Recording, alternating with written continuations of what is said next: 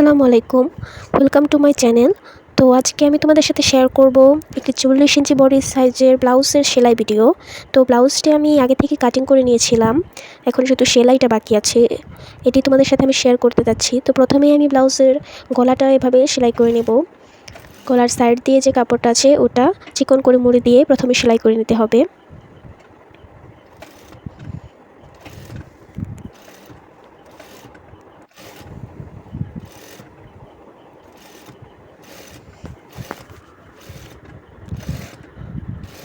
তো এই তো আমার গলার সাইড সেলাই করা শেষ। এবার আমি ব্লাউজের যে বডির ব্যাক পার্টটা আছে সেই ব্যাক পার্টটা প্রথমে আমি নিয়েছি। এরপর দেখো এখানে যে আমি টেকেন দেওয়ার জন্য যে দাগটা কেটে নিয়েছিলাম সেটা সেলাই করে দিচ্ছি।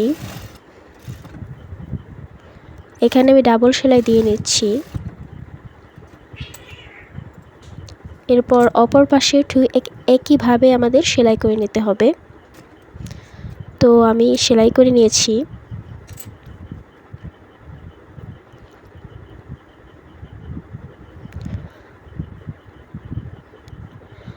এরপর আমরা ব্লাউজের গলাটি এর মধ্যে অ্যাটাচ করে নেব। এই যে দেখছো গলার মাঝখানটা যে আছে সেটা আমি ব্লাউজের গলার ওই মাঝখান পর্যন্ত রেখে উপর দিক থেকে সেলাই করা শুরু করে দেব।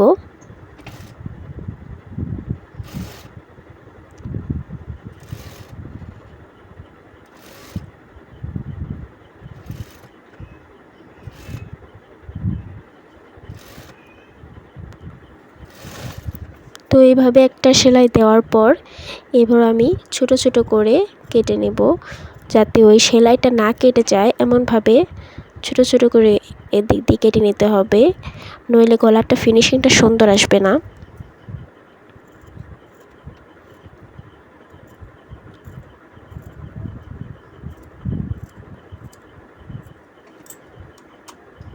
এরপর এই যে আমি এখান দিয়ে একটি চাপ সেলাই দিয়ে নেব।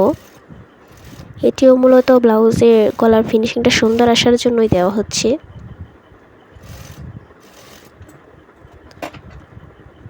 তারপরে কাপড়টিকে সুন্দর করে ভাঁজ দিয়ে নখ দিয়ে সুন্দর করে ডলে ডলে নিতে হবে, যাতে ফিনিশিংটা সুন্দর আসে।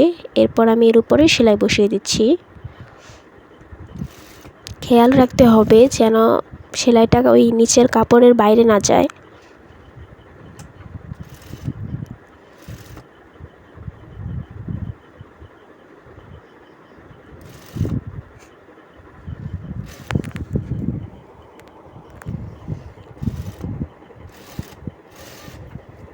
এই যে ব্লাউজের গলার করা শেষ। এরপর আমি ব্লাউজের যে ফ্রন্ট পার্টটা আছে ওইটা নিয়েছি। এরপর এখান দিয়ে যে আমি শেপ দেওয়ার জন্য যে দাগগুলো এঁকে নিয়েছিলাম সেই অনুযায়ী আমি সেলাই করে দিচ্ছি।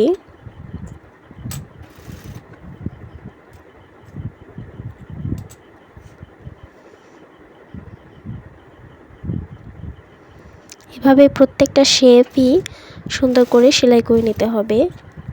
ডাবল সেলাই দিলেই বেশি ভালো হয়।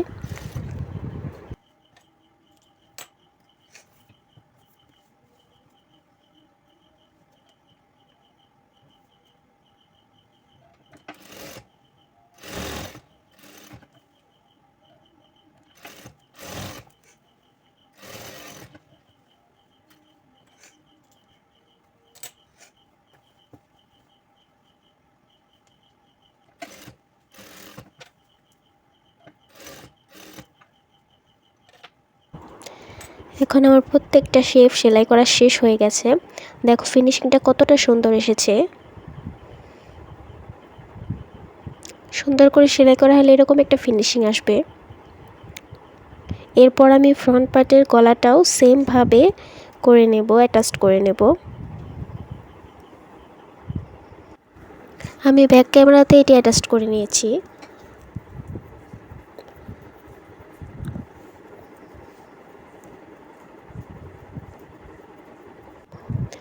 তারপর আমরা এই ফ্রন্ট পার্টটি মাঝখান থেকে ভাঁজ করে নেব এবং সুন্দর করে নখ দিয়ে আঁচড় কেটে নেব, যেন দাগটি স্পষ্টভাবে বোঝা যায়।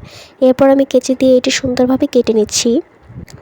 এরপর আমি যে দুটো টুকরো করে নিয়েছিলাম, একটি 3 সেন্টিমিটার এবং অপরটি হচ্ছে 3 ইঞ্চি এবং অপরটি 2.5 ইঞ্চি, তো ওইগুলো আমি এখন এটার মধ্যে অ্যাটাচ করব। তো ফ্রন্ট পার্টের যেই ডান পাশের যেই পার্টটা আছে ওটার মধ্যে আমরা একটু চিকন যেটা আছে মানে 2.5 সেন্টিমিটার যেটা ওইটা অ্যাটাচ করব। তো এইভাবে আমরা প্রথমে 2 ভাঁজ করে নিয়ে সেটিকে সামনের দিক থেকে কিছু অংশটা মুড়ে এভাবে প্রথমে সেলাই করে দেব। এরপর এটা উল্টিয়ে নিয়ে আবার ব্যাক সাইডে সুন্দর করে সেলাই করে বসিয়ে দেব।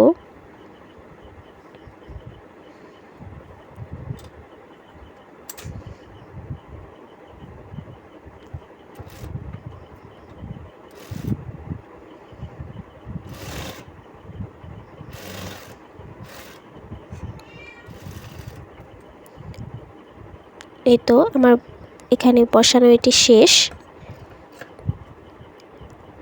এরপর যে দ্বিতীয় পার্টটা আছে মানে বাম পাশে যে পার্টটা আছে ওটার মধ্যে আমরা একটু মোটাটা নিয়েছি। এই দুটো কাপড় বসানোর টেকনিক কিন্তু 2 রকমের হবে, একদমই ভিন্ন। তো এটা কিন্তু আমি 2 ভাঁজ করে নিই। 2 ভাঁজ না করে আমি এটার মধ্যে এটা উল্টোভাবে বসিয়ে সুন্দর করে সেলাই বসিয়ে দিচ্ছি। সামনের দিক থেকে অবশ্যই একটু মুড়ে নিতে হবে আগে থেকেই। তারপর এই সেলাইটা সুন্দর করে নখ দিয়ে চেপে চেপে দিতে হবে। এরপর এটি সামান্য একটু মুড়িয়ে ভাঁজ করে নিয়ে অপর পাশে সুন্দর করে ভাঁজ করে সেলাই করে দিতে হবে।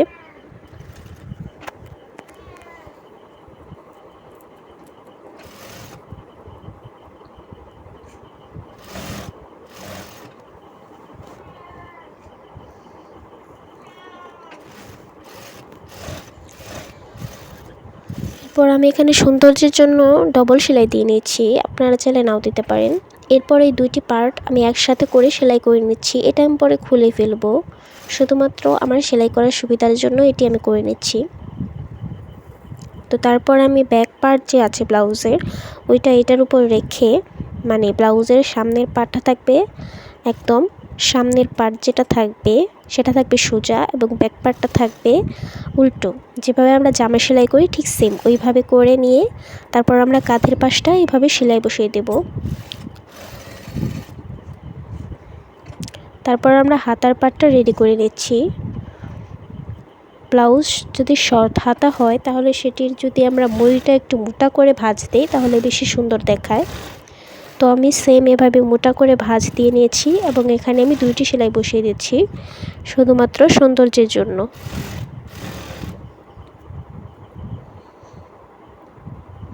তারপর আমি হাতা অ্যাটাচ করে নিচ্ছি মাঝখানে বরাবর।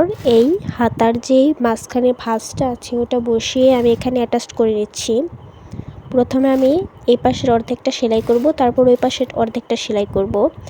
এতে করে আপনার কোনো পাশে কম বা বেশি হবে না।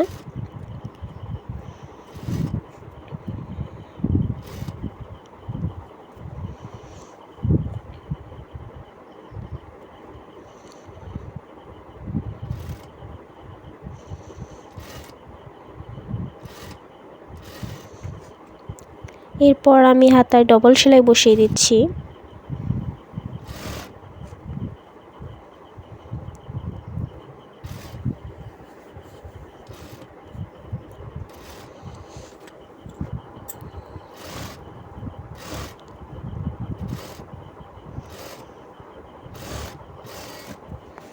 এই যে আমার হাতা বসানোটা কমপ্লিট হয়ে গেছে, আর ফিনিশিংটা কতটা ভালো এসেছে সেটা তো আপনারা দেখতেই পাচ্ছেন। তারপর আমি অপর পাশের হাতাটাও সেমভাবে বসিয়ে নিয়েছি। এরপর আমরা সাইড সেলাই করব। তো আমার যতটুকু প্রয়োজন অতটুকু মেপে রেখে আমি একটি দাগ দিয়ে নিয়েছি। এরপর সাইডটা আমি সেলাই করে নিচ্ছি। ঠিক যেভাবে আমরা জামার সাইড সেলাই করি ঠিক সেমভাবে আমরা এই সাইডটা সেলাই করে নেব। নিচে কোমরের ওইখানে আমার যতটা প্রয়োজন আমি সেই পর্যন্ত দাগ কেটে নিয়েছি, নিচে সেটি আমি জয়েন করে দেব। এরপর আমি এটি উল্টিয়ে নিয়ে এখানে ডবল সেলাই বসিয়ে দিচ্ছি।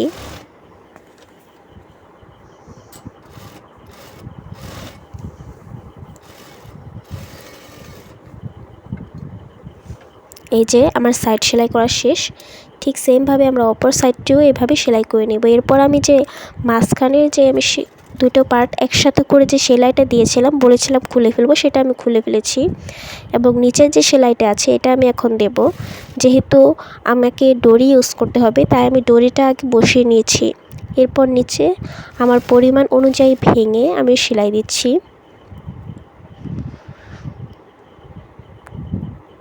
যারা বিগিনার আছেন তারা প্রথমে চিকন করে ভাঁজ করে একটি সেলাই দিয়ে বসিয়ে নেবেন, তারপর সেটি আবার ওইটার উপর বসিয়ে সেলাই করবেন।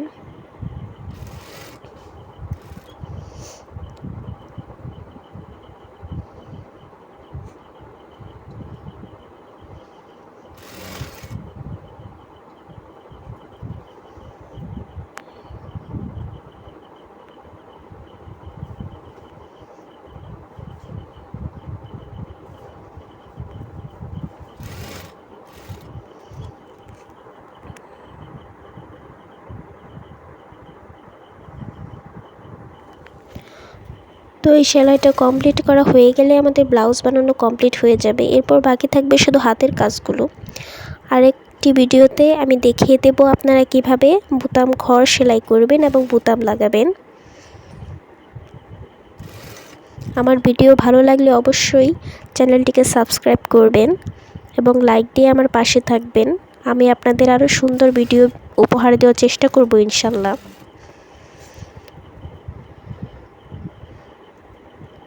তো নিচের এই সৌন্দর্যের জন্য আমি ডবল সেলাই দিয়ে নিচ্ছি।